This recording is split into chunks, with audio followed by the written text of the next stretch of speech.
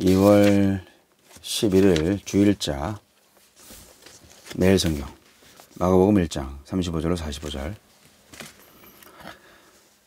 새벽 아직도 밝기 전에 예수께서 일어나다가 한적한 곳으로 가사 거기서 기도하시더니 시몬과 및 그와 함께 있는 자들이 예수의 뒤를 따라가 만나서 이르되 모든 사람이 주를 찾나이다. 이르시되 우리가 다른 가까운 마을들로 가자. 거기서도 전도하리니 내가 이를 위하여 왔노라 하시고 이에 온 갈릴리에 다니시며 그들의 여러 회당에서 전도하시고 또 귀신들을 내쫓으시더라. 한 나병 환자가 예수께 와서 꿇어 엎드려 간구하여 이르시되 원하시면 저를 깨끗하게 하실 수 있나이다. 예수께서 불쌍히 여기사 손을 내밀어 그에게 대시며 이르시되 내가 원하노니 깨끗함을 받으라 하시니 곧 나병이 그 사람에게서 떠나가고 깨끗하여진지라. 곧 보내시며 엄히 경고하사 이르시되 삼가 아무에게 아무 말도 하지 말고 가서 네 몸을 제사장에게 보이고 내가 깨끗하게 되었으니 모세가 명한 것을 드려 그들에게 입증하라 하셨더라. 그러나 그 사람이 나가서 이 일을 많이 전파하여 널리 퍼지게 하니 그러므로 예수께서 다시는 드러나게 동네에 들어가지 못하시고 오직 바깥 한적한 곳에 계셨으나 사방에서 사람들이 그에게로 나아오더라. 이를 위하여 왔노라.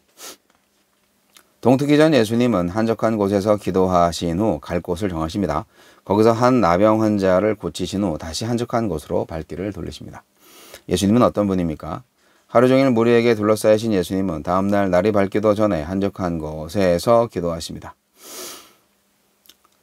광야에서 사역을 준비하셨던 예수님은 사역 내내 광야를 찾아 기도하십니다. 광야는 부당한 오해와 곤욕을 당하거나 그릇된 찬사와 기대를 받을 때 하나님의 뜻을 깨닫고 새롭게 결단할 수 있게 하는 능력의 근원지였습니다. 내게도 이런 기도의 터가 있습니까? 예수님은 명성이 아닌 전도를 위해 오셨습니다. 무리의 열광적인 반응에 고무된 제자들은 기도하시는 예수님을 따라와 모든 사람이 주를 찾나이다 라며 인기와 명예가 기다리는 자리로 복귀하실 것을 종용합니다. 하지만 예수님은 다른 가까운 마을에서도 전도해야겠다 하시며 그것이 이 땅에 오신 이유라고 하십니다. 한 곳에 머물러 섬김을 받는 게 아니라 도리어 섬기기 위해서 끝까지 끊임없이 다니시는 게 사명임을 밝히신 것입니다. 그러니 제자들 역시 더 많은 인기를 쫓을 게 아니라 더 많은 섬김의 현장을 쫓는 게 마땅합니다. 원하시면 이라는 나병 환자의 반신반의에 원하노니 라고 확답하시는 예수님. 부정한 질병으로 규정되어 있기 때문에 다른 사람들과 접촉할 수 없는 그런 나병 환자, 마을 밖으로 격리될 수밖에 없는 나병 환자, 그에게 손을 내밀어 접촉해서 치료하시는 예수님. 소외된 자를 품기 위해서 율법을 넘어서신 것입니다. 하지만 그의 격리가 해제되는 문제에 있어서는 사회의 통념대로 정결법을 이행하게 하셔서 사회의 일원으로 안정적으로 돌아가게 하십니다. 예수님의 관심은 율법 준수의 유무가 아니라 오직 한 사람의 완전한 회복뿐이었습니다. 우리가 기도할 면목이 없어 주저할 때도 주님은 오직 우리의 회복만을 원하시며 기다리십니다. 우리에게 주신 교훈은 무엇입니까? 나병 환자는 말씀에 순종함으로 예수님이 베푸신 기적의 참 의미가 드러날 때를 기다려야 했지만 단순히 예수님을 기적을 일으키는 기인으로 소문내어버립니다. 주께서 허락하실 때까지 멈추는 것이 순종입니다. 주여 저만의 한적한 곳으로 물러나는 기쁨을 주시니 감사드립니다. 네, 지금 밀린 숙제를 하고 있고요. 며칠 동안 쉬었기 때문에 좀 멍롱했습니다. 그러니까 지난주 완전히 쉬었죠. 설 연휴 기간에 완전히 쉬었습니다. 설 연휴가 끝나고도 쉬었다는 얘기죠. 네. 그게 저한테 광야였는지 동굴이었는지는 주님만이 아십니다. 어떻게 이렇게 살 수가 있지?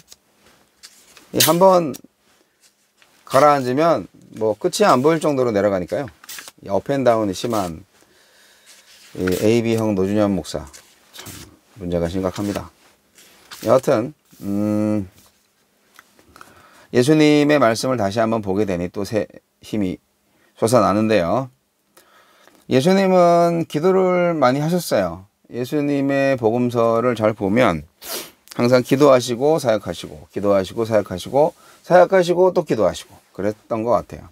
예수님한테는 기도하는 시간이 재충전의 시간이고 또 사역 준비의 시간이었던 거죠. 제가 기도가 많이 부족해서 그런 것 같기도 합니다. 요즘 이렇게 사는 게 재미가 없는지. 여하튼 예수님은 사역을 하시면서 전도를 하셨는데 병을 또 많이 고치셨고요. 근데 이제 정말 불가능할 것 같은 병자가 쉽게 고침을 받으니까 뭐 보기에는 쉽게 보였겠죠. 고치는 사람은 힘들었겠지만 인기가 폭발하는 거죠. 그냥 아침부터 저녁까지 환자들이 막 몰려드는 거죠.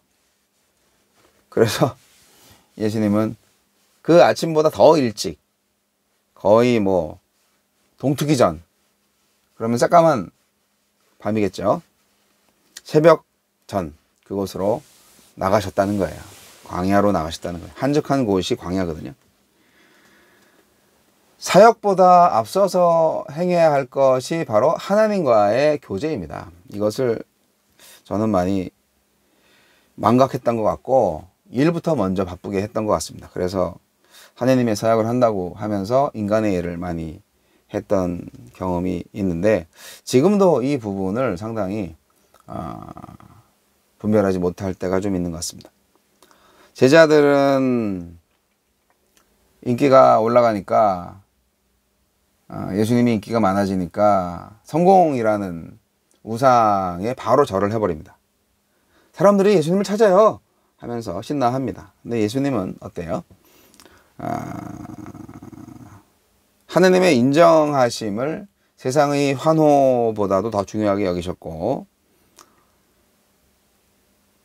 일을 하기 전에 먼저 하느님을 만나셨던 것입니다. 예수님은 완벽한 인간이셨습니다. 완벽한 하나님이셨기 때문에 사람들의 필요도 있었지만 사람들의 필요에만 또 딸려가시는 게 아니고 본연의 사명을 따라서 가셨다 하는 것이 매우 중요합니다. 제자들이 여기 사람들이 찾고 있어요. 그랬을 때 여기 말고 저기 저쪽 마을에도 나를 필요로 하는 사람이 있어. 글로 가자.